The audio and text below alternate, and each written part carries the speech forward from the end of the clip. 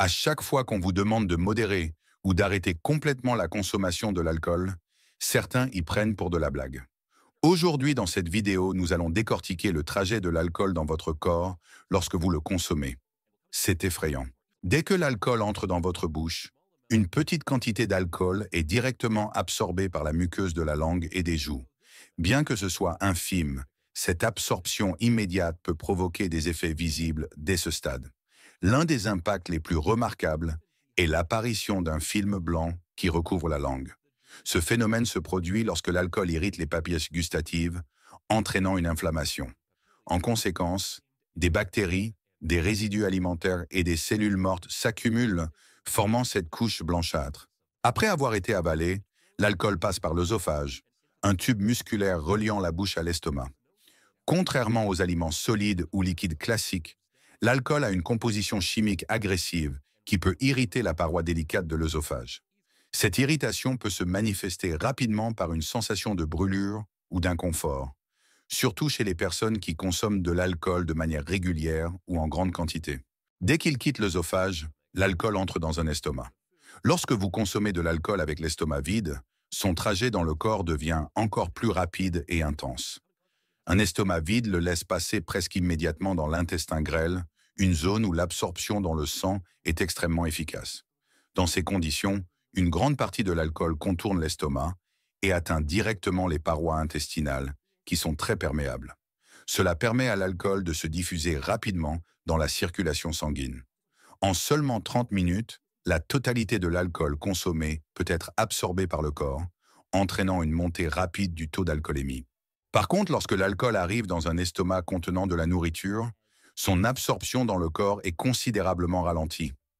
L'alcool est retenu avec les aliments dans l'estomac, où il est mélangé et digéré plus lentement. Cette présence alimentaire empêche l'alcool de passer immédiatement dans l'intestin grêle, où il serait rapidement absorbé dans le sang. Par conséquent, cela diminue les effets rapides et intenses de l'alcool. Un repas bien gras joue un rôle encore plus important dans ce processus.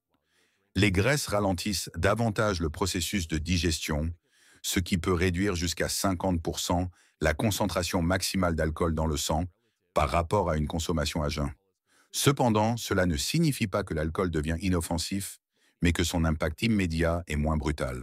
Une fois que l'alcool atteint l'intestin grêle, il est rapidement absorbé par les parois intestinales et transporté dans la circulation sanguine.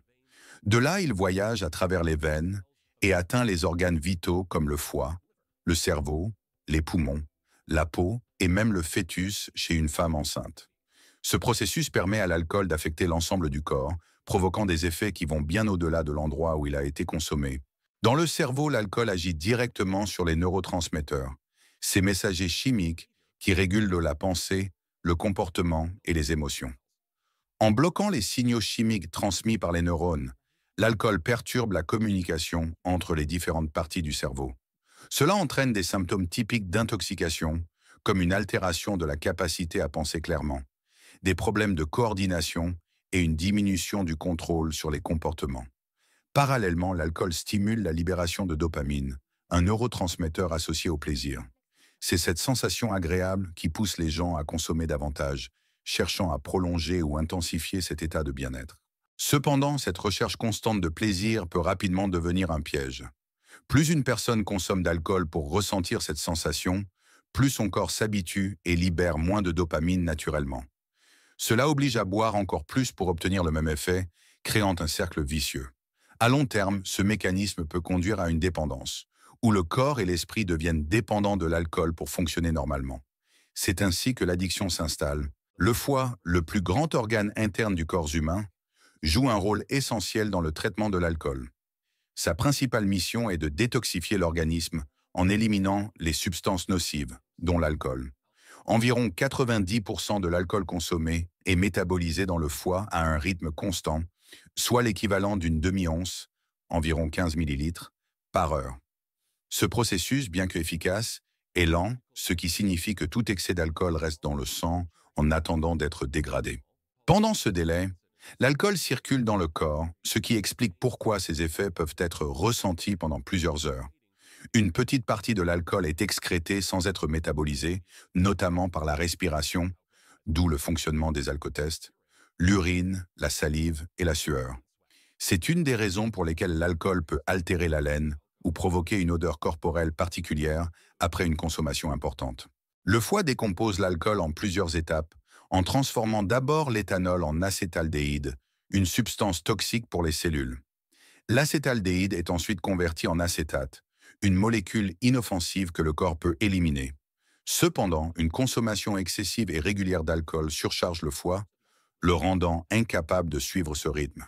Cela peut conduire à des problèmes graves comme une inflammation, des lésions cellulaires ou des maladies chroniques telles que la cirrhose ou la stéatose hépatique. Ainsi, bien que le foie soit un organe remarquable, il a ses limites. Chaque fois que vous consommez de l'alcool, réfléchissez au parcours complexe qu'il impose à vos organes. À force d'abus, vous risquez de les épuiser progressivement, jusqu'à ce qu'un jour, ils cessent de fonctionner correctement. Cela ouvre alors la porte à de nombreuses maladies graves, évitables avec une consommation responsable.